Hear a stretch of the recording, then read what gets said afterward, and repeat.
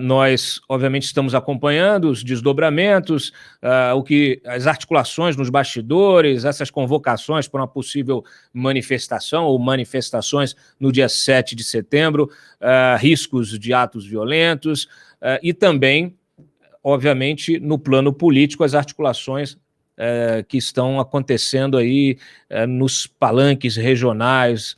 O Lula, que está aí no seu giro pelo Nordeste, tentando construir ou reconstruir as suas alianças aí com o MDB, etc., ele andou dizendo, Mário, que o Bolsonaro vai arrebentar a corda antes das eleições, tá?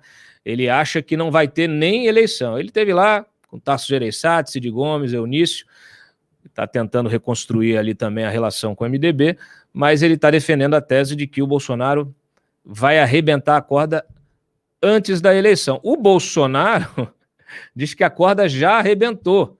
Ele ontem, né, comentando aqui, fazendo numa entrevista ao canal Rural, ele disse que a corda já arrebentou, e quem arrebentou foi o TSE, ao desmonetizar os canais aí bolsonaristas, enfim.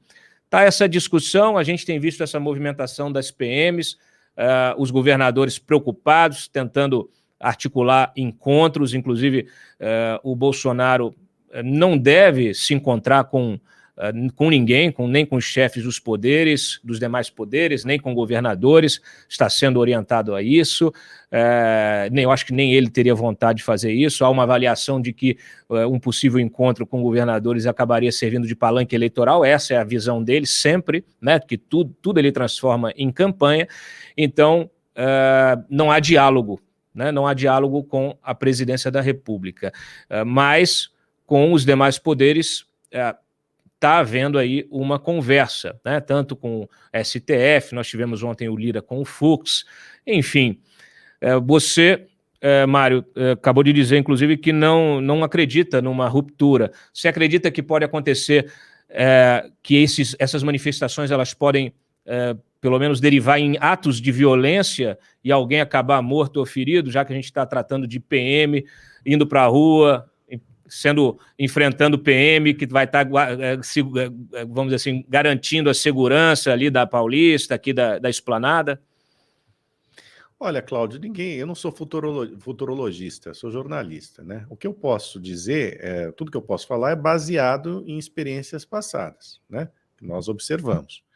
A experiência que nós temos é de que os atos bolsonaristas, apesar da retórica inflamada, quando eu digo os atos de massa, né, eles são, em geral, pacíficos.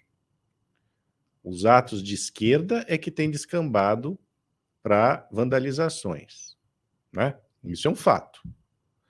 No caso do campo do Bolsonaro, você teve aquela Sarah Winter, né, que tentou invadir a Câmara, se não me engano, aí os fogos de artifício jogados contra o prédio do STF. Evidentemente que isso é absolutamente condenável, mas também não foram manifestações bolsonaristas de monta. Foi esse grupelho aí dela. É importante a gente ter uma perspectiva histórica, né? A polícia militar, ela não é uma força com aparato bélico de monta, né? Até a década de 30, até Getúlio Vargas do Estado Novo, as forças públicas dos diferentes estados funcionavam sim como uma espécie de milícia de cada governador. Muitas vezes eles usavam as forças públicas para ameaçar o governo central. Quando o Getúlio Vargas assume o poder em 1930, através de um golpe, ele vai esvaziando as forças públicas, que se transformam em polícias militares submetidas aos governadores, e fortalece o exército. Então tem uma incompatibilidade histórica entre PM e exército. O exército jamais vai se aliar à PM, certo? Forças locais que foram esvaziadas, que historicamente eram ameaçadoras, para fazer qualquer coisa. Então, isso aí, se existia na cabeça da cachola do Bolsonaro e dos bolsonaristas, isso aí é uma quimera, isso aí não existe, tá? Não vai acontecer. Agora, pode ocorrer de ter um maluco ou outro que resolve fazer, isso sempre pode ocorrer. Eu acho apenas, e espero não estar errado, que, assim como o Hamilton Mourão, que isso é, como ele disse, fogo de palha. Eu não acho que ocorrerão distúrbios dignos de monta. Eu acho que é um certo exagero em torno disso. Acho, né? Acho diante do que nós já vimos. Agora, pode aparecer um maluco lá, 2 malucos, 3 malucos? Pode, né? A gente já teve um episódio de maluquice, por exemplo, mas que era um sujeito que surtou, né? Daquele, se não me engano, ele era policial militar, né, Cláudio? Lá em Salvador, Bahia. na Bahia, Isso. né? No Farol da Barra ali e tal, que andou ameaçando as pessoas, enfim, que acabou sendo, como se diz como diz a polícia, neutralizado, né? Mas, assim, não vejo com preocupação. Eu acho, sim, que policial militar que extrapola tem que ser submetido a processo por indisciplina, né? Não pode ficar falando qualquer porcaria, não pode ficar incitando as pessoas à violência, né? Não pode dizer que vai dar golpes, tudo isso aí está errado, né? Mas daí passar para ação, não acho que seja possível, assim, sabe? De uma maneira mais ampla, pelo menos. Você mencionou, bom, o Ministério Público, ele abriu o inquérito lá, o Ministério Público de São Paulo, né, abriu um inquérito para analisar também possível ato de improbidade administrativa, tanto por parte do coronel Alexander, o Alexander Lacerda, ex-comandante de 7 batalhões da PM de São Paulo, também do coronel da reserva, o Ricardo Augusto Araújo, que é diretor da CEAGESP, né? Então, os dois, que são os dois que convocaram manifestações. Ontem, um deputado, o coronel Tadeu, chegou a dizer que eles estavam enchendo ali, fretando 50 ônibus para levar policial, PM reformado, enfim, levar bombeiro, tudo para a Paulista.